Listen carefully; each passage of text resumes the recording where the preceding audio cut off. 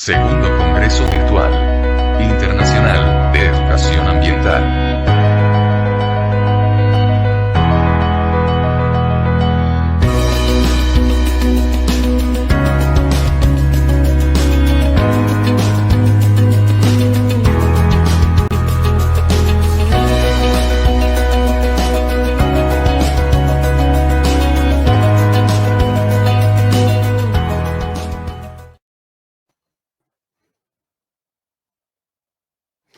Bueno, buenos días a todos y a todas y a todos los que están del otro lado. Bienvenidos a los que recién se suman. Algunos ya están desde temprano con Flavia y con Dani escuchándolos. Y ahora tenemos la maravillosa suerte de recibir a Silvia. Silvia Ponce va a contarnos su conferencia Los Caminos del Agua. Silvia es docente de nivel inicial y primario y está en el Jardín de Infantes de Esteban Echeverría en el anexo de Punilla desde Córdoba, Argentina. Así que Silvia, bienvenida y te dejo con todas, todos y todas para que puedas contarles la maravillosa experiencia de los caminos del agua. Bueno, buen día a todos, muchas gracias. Realmente un placer poder presentarme en este congreso y que hayan elegido este proyecto. Bueno, les cuento un poco, retomando la apertura de ayer, sobre mis experiencias con el contacto con la naturaleza y el medio ambiente. Mientras escuchaba la conferencia me llevó al recuerdo de que, bueno, de muy chica, todos mis veranos prácticamente los pasaba en Paraguay. Mis abuelos maternos se escaparon de la guerra de Europa. Una parte de la familia quedó en Paraguay y la otra vino a Argentina. Mis veranos eran en una colonia cerca de Encarnación y recuerdo siempre los días de lluvia y enterrar mis pies en la tierra colorada. Eso lo amaba. Después, ya de más grande, mis vacaciones comenzaron a ser en la provincia de Córdoba. Yo soy oriunda de Avellaneda, provincia de Buenos Aires, y me enamoró todo de acá. La gente, el paisaje, las sierras, y tuve la suerte de que se me dé la posibilidad de instalarme definitivamente, porque no creo que me vaya, desde el 2005 acá en Villa Giardino. Desde el 2009 soy docente titular del Jardín Esteban Echeverría Anexo y tengo a cargo una sala multiedad donde concurren alumnos de 3, 4 y 5 años. No solamente concurren chicos de la zona, sino que de la localidad misma y de localidades vecinas, que justamente eligen el jardín por el lugar donde está inserto. Nos encontramos relativamente cerca del pueblo, a 5 kilómetros. Es un camino turístico, rural, conocido como el Camino de los Artesanos, justamente porque en su recorrido podemos encontrar talleres y comercios de los artesanos de la zona. Siempre trabajamos temas relacionados con el medio ambiente, compartíamos experiencias con los artesanos, en ocasiones los talleres o ellos nos visitaban en el jardín, pero como que el proyecto institucional no tenía forma, faltaba algo para darle sentido.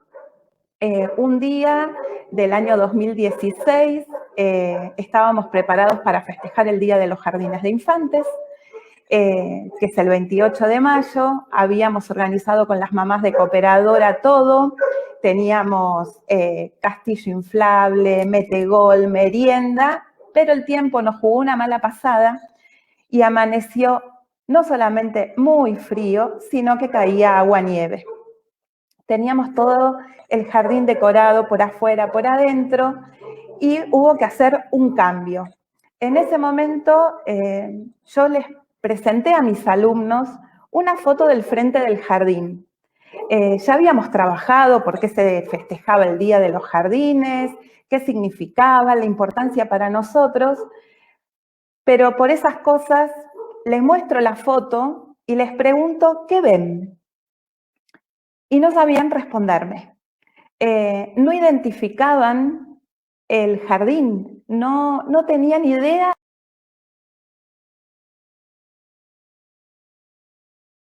de lo que reflejaba esa imagen, que era el lugar donde ellos concurrían todos los días y algunos, era el tercer año que ya estaban conmigo.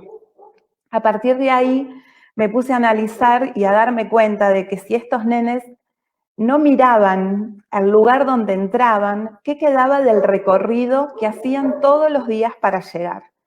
En este recorrido tenemos la oportunidad de ver de todo.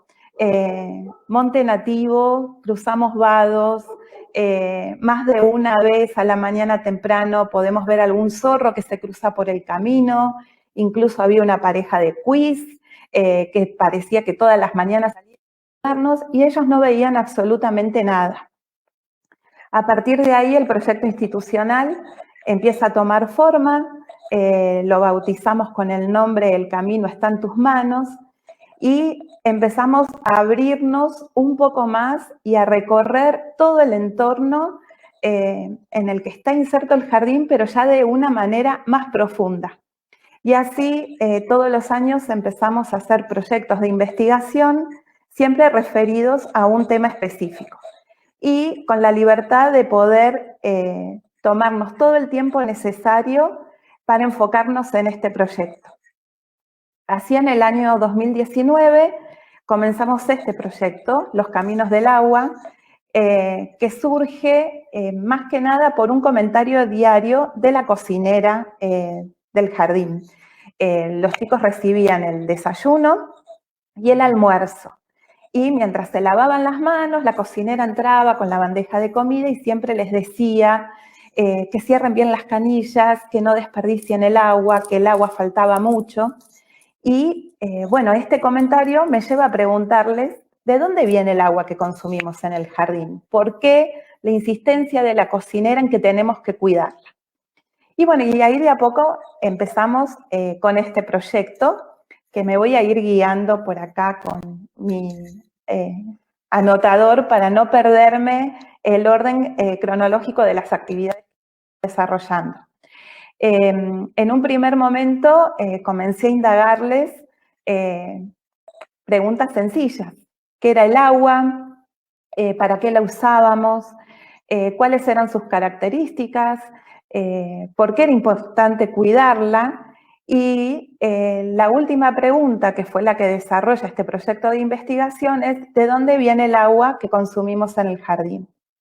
Empezamos a indagar, salimos al patio, buscábamos canillas, caños, bueno, hay un aljibe muy antiguo, y en el patio, con el que compartimos el espacio con la escuela primaria, hay un pequeño cuarto con un cartel de planta potabilizadora.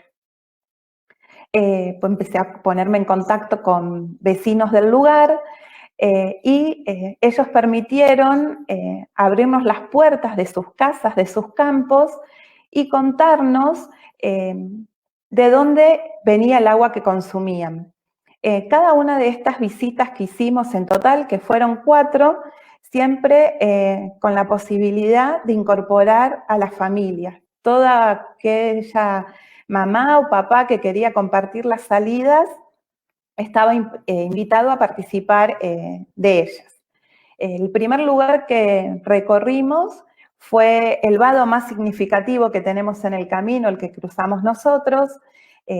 Conversamos con una de las vecinas y ahí ella nos cuenta que un grupo, cuando el camino recién se formaba en el año 1937, hacen como un pequeño dique con una compuerta y una cámara muy casera, donde empiezan a construir, a hacer una conexión de caños para que cada uno pueda tener acceso al agua que provenía de Muchos vecinos nos contaban que la consumían directamente del arroyo, sin ningún proceso previo, y otros sí tenían un sistema de filtrado en sus hogares.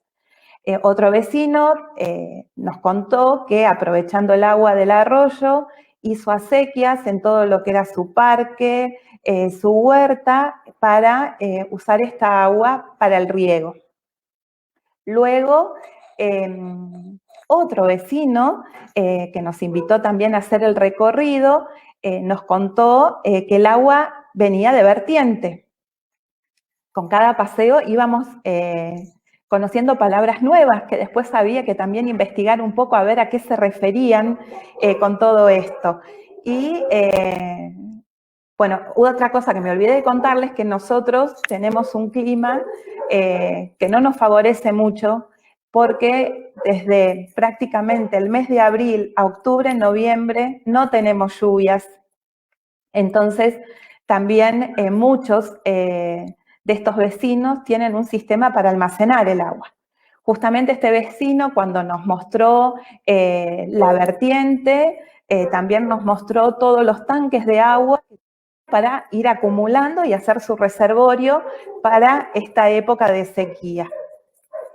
Y por último, hicimos un recorrido, el más extenso, donde pudimos ver y comprobar, gracias a la ayuda de una vecina, que a su vez es mamá del jardín, que el agua que consumíamos nosotros viene del arroyo El Salto. Ella nos guió hasta un lugar donde los vecinos mismos hicieron una cámara de captación con un filtro casero. Bueno, ahí pudimos vivenciar todo, porque veíamos los caños como del borde del arroyo, los caños iban saliendo para los distintos campos. Las casas están bastante alejadas una de las otras. Y de ese arroyo se abastece el colegio primario, nosotros el jardín, y 20 familias más. Bueno, esta mamá nos contaba cómo se iban organizando ellos para mantener la cámara limpia. Siempre ella justamente era, si pasaba algo, era la primera en quedarse sin agua por la ubicación de su terreno. Y generalmente pasaba eso porque o se enredaba alguna planta o alguna víbora se enroscaba en el filtro e impedía la circulación de la misma. Bueno, después otra cosa que hicimos también fue recolectar muestras de agua de cada uno de los lugares, ¿sí? Del primer arroyo, de la vertiente y del último arroyo que visitamos, que es justamente el que nos abastece a nosotros. Una vez en la sala, con toda la información y las imágenes que fuimos capturando, bueno, fuimos reconstruyendo todo este proceso. Tenemos un pequeño microscopio digital que nos dio la posibilidad de ver el agua y la veíamos completamente pura, cristalina y sin ningún tipo de residuo. Incluso las muestras que tomamos de los vecinos, que no pasaba el agua por ningún filtro. Volvimos a recorrer el patio del colegio, seguimos investigando el tema de las conexiones y pudimos ingresar a lo que es la planta potabilizadora. Acá atrás mío hay algunas fotos, no sé si se alcanzan a ver bien. Bueno, la planta potabilizadora la mantiene siempre el municipio. Ahí pudimos ver cómo es el proceso de filtrado, de cloración, y también pudimos descubrir que en ese momento la planta no estaba funcionando correctamente. Había algo muy importante que estaba faltando, que justamente era el bidón con el cloro. De esto lo descubrió un grupito de nenas de 5 años que justamente habían mirado muy atentas la carpeta que pudimos tener acceso sobre la conexión de la planta potabilizadora. Fuimos viendo, más allá de que mucho no entendíamos de la parte tecnológica, el tablero, cada uno de los componentes, y ahí pudimos darnos cuenta de este gran detalle que faltaba. Decidimos buscar una solución. Le escribimos una nota al intendente, ellos me iban dictando lo que querían, yo lo iba redactando.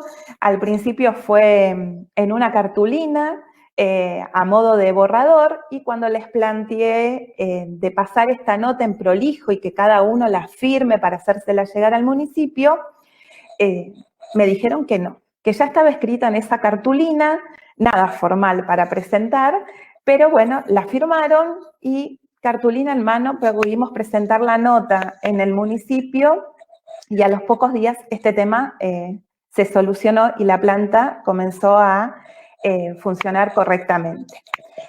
Aprovechando esto, hicimos otro pedido para que nos visite una bioquímica y que pueda tomar muestras del agua para analizarla y ver si funcionaba correctamente, si el agua estaba apta para el consumo. Bueno, vino una de las bioquímicas que tenemos acá en el pueblo. Ella explicó todo de manera mágica para los chicos, todo el proceso que tenía que hacer desde esterilizar la canilla, los envases, tomar las muestras de agua. Trajo un video donde les podía presentar cómo se hacía el análisis del agua, ya que ella era la encargada de tomar la muestra, pero esto se llevaba a un laboratorio especial, donde el resultado del análisis iba a tardar aproximadamente 15 días. Mientras esperábamos el resultado también de los análisis, compartimos más actividades con los padres, donde los chicos les fueron mostrando lo que fuimos descubriendo en cada salida y los invitamos a construir maquetas de cada una de los espacios que habíamos recorrido. Además, lo invitamos a un vecino que fue el encargado en su momento de conseguir todos los materiales para que se pueda hacer la conexión del arroyo hasta el colegio para poder tener agua todos los días. Perdón, voy a buscar acá para no olvidarme nada. Otra de las cosas que hicimos también fue, bueno, hablar sobre el ciclo del agua en las sierras. Acá ya me están avisando que quedan 10 minutos. Para que los chicos puedan también vivenciar de dónde viene el agua. Porque imagínense que en alumnos tan pequeños de 3 y 4, 5 años, a muchos les costaba entender todo lo que era el ciclo del agua para que la podamos consumir y para ellos se resumían que se abría la canilla y el agua salía. Y salía porque sí, no había otra cosa. Bueno, por suerte, después de tanta espera, el resultado del análisis arrojó como resultado que el agua estaba un 99,9% apta para el consumo. Así que eso no solamente llevó tranquilidad a las familias del colegio, sino a las familias de la zona. Luego de que terminamos el proyecto y tuvimos la oportunidad de presentarlo en Feria de Ciencias de acá de la provincia de Córdoba, antes de finalizar el proyecto, decidimos armar un folleto concientizando a los turistas y algunos vecinos también sobre el cuidado del arroyo. Aprovechando que teníamos cierto manejo de algunos programas de las netbook, bueno, ideamos el folleto con las ideas de los chicos, con algunos dibujos de ellos, que el proyecto es justo, el folleto es el que está arriba de mi cabeza, y ahí, bueno, los repartimos en algunos comercios que son visitados por los turistas. Y también dimos a conocer todo lo que habíamos investigado en una radio local, en FM La Minga, que siempre nos abre sus puertas y, bueno, fue una manera de involucrar a toda la comunidad. En el mes de octubre, cuando ya había pasado todo, la zona fue afectada en el 2019 por una serie de incendios forestales muy grandes. El fuego estuvo muy cerca del jardín y lamentablemente afectó bastante toda la flora, la fauna, incluido nuestro arroyo. Así que ahí volvimos a retomar el proyecto, ya que después de los incendios, cuando pudimos volver al jardín, nos encontramos con que al abrir la canilla ya el agua no era cristalina, sino que salía marrón porque estaba súper contaminada por las cenizas. Sobre todo se vio esto más de la primer lluvia, que fue muy fuerte, así que el agua ya también era prácticamente de color negro e imposible de consumir. Y ahí volvimos a contar con el apoyo de la municipalidad, que era la encargada de traernos a nosotros y a los vecinos bidones de agua para que podamos consumir. Bueno, ese es más o menos un panorama de este proyecto, que en este año, trabajándolo un poco, retomándolo desde lo virtual y lo presencial, tenemos la intención de seguir investigando y articulando también con otros jardines de infantes del país para que podamos conocer otras maneras de abastecimiento del agua. No sé si alguno tiene alguna pregunta para hacerme.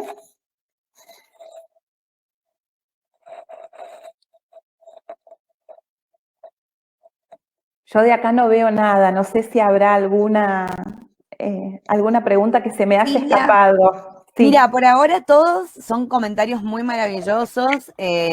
Nada, agradeciéndote contar la experiencia, qué buena que está la experiencia. La verdad, hasta ahora no veo ninguna consulta, salvo que a mí también se me haya escapado, pero todos muy felices. Hay muchas docentes de nivel inicial que están ahí también contándote, diciendo lo maravilloso que es todo lo que se ve y todo lo que contás, sobre todo todos muy contentos sobre cómo el trabajo, ahí decían, bueno, qué buena tu capacidad de escucha y cómo el trabajo que haces se insertó en la comunidad y no solo escuchaste lo que los niños querían o sentían, sino que también pudiste llevar a toda la comunidad ahí. Muchas felicitaciones y todo gira en torno a eso. Así que después, de todas maneras, mira, ¿cuántos niños tiene el jardín? Acaba de preguntar, justo salió acá una pregunta, yo no veo los usuarios, bien, pero sí veo que te preguntan eso. Va variando mucho la matrícula. El año que empezamos con este proyecto, en el 2019, la matrícula era de 24 alumnos, de 3, 4 y 5 años, y este año, por ejemplo, son 16. Es muy relativo, va variando mucho porque si bien el jardín está cerca de lo que es el casco urbano del pueblo, no contamos con un medio de transporte público. Entonces, a veces a la familia le gusta el jardín por los proyectos, por el entorno, pero al momento de tener que concurrir todos los días, ahí se dificulta bastante el tema del traslado y siempre vamos así, con altibajos de matrícula. Pero bien, generalmente 20. Varias preguntas más. Dice, Janina dice, qué increíble el proyecto y cómo habrás marcado a esos chicos. Yo quiero saber como madre cómo hacer para que esta clase de inspiración no dependa solo de la buena voluntad de una maestra comprometida, sino que pueda llegar a todos lados. Bueno, no sé si eso se lo puede responder, Silvia, pero bueno, hay una de las preguntas. Sí. Es muy difícil, todo depende del interés que tenga también la familia en ese momento por participar. Yo he hecho otros proyectos, por ejemplo, también de forestación, donde al principio, cuando fue el primer incendio grande que me tocó vivir a mí en el 2011, yo quería reforestar todo. Yo venía de una ciudad, entonces no tenía ni la idea de lo que era. Y bueno, y fui haciendo cursos y me di cuenta que no era tan fácil y el proyecto que tenía como propósito principal reforestar las sierras nuevamente, terminó en sí armar un vivero forestal, empezando de cero, de todo el tratamiento de la semilla, pero se limitó, en cierta manera, a que el grupo de egresados de ese año se lleve un árbol autóctono para plantar en su casa, por ejemplo. Maravilloso. Y bueno, y después también... Sí. No, sí, seguí contando, seguí contando. No, que también, por ejemplo, siempre a partir de esto de que los chicos no miraban, tampoco miraban las familias. Y la población fue cambiando mucho. Somos varios los que abandonamos las grandes ciudades y elegimos los pueblos chicos para vivir. Mi comunidad educativa cambió completamente también, de pasar de tener muchos nenes de la zona a tener familias que venían de Buenos Aires, de Puerto Madryn, de Santa Fe. Entonces, este tipo de proyectos, el camino está en tus manos, no solamente estaba dirigido a mis alumnos, sino también a las familias para que conozcan en profundidad todo lo del pueblo. Total. Qué importante trabajar con toda la comunidad educativa y pensándola extensivamente, no solo a quienes están dentro del jardín, sino también hacia afuera. Ahí hay otra pregunta que dice, cuando vuelvan a la presencialidad, ¿planean continuar con el proyecto y replicarlo con los nuevos chicos que ingresen? Sí, ya lo empecé a trabajar desde la virtualidad. Bueno, nosotros estuvimos parados un tiempo que estuvimos presencial, después por el decreto nacional volvimos a la virtualidad, después Córdoba volvió a la presencialidad, pero los intendentes de acá de la zona pidieron que continuemos virtual porque nos tocaron días de nevada, de temperatura muy baja, entonces continuamos virtual y ahora estamos de vacaciones de invierno. Volvemos el 26. Bien. Y desde la virtualidad lo empecé a trabajar nuevamente el proyecto, ya les di a conocer a los nuevos alumnos, sus familias, lo que estuvimos trabajando, y bueno, y la idea es volver a visitar el arroyo nuevamente y empezar a conocer experiencias de otros jardines con los que ya estuve más o menos en contacto. Bueno, maravilloso, Silvia. Ahí hay un montón de comentarios que empezaron a llegar, así que después, si vos querés, podés seguir contestándolos a través de las respuestas. Hay muchísimos jardines que se están hablando, así que me parece que por ahí se puede ampliar esa idea de trabajar con otros, porque hay muchísimos que están del otro lado y probablemente te van a seguir escuchando después. La charla va a quedar grabada, así que bueno, agradecerte muchísimo por compartir la experiencia.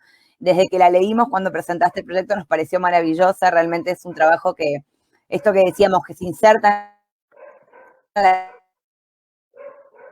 la comunidad educativa, no son con los que trabajás, sino que atraviesa a todo Villa Giardino, así que nada, súper agradecidos de que hayas estado, y bueno, nada, nos seguimos encontrando por el Congreso, y a los que están del otro lado, en media hora, desde Córdoba viajamos hacia España, que Tati, Tony y Olaya van a estar contándonos su experiencia en la red de equipamientos de educación ambiental.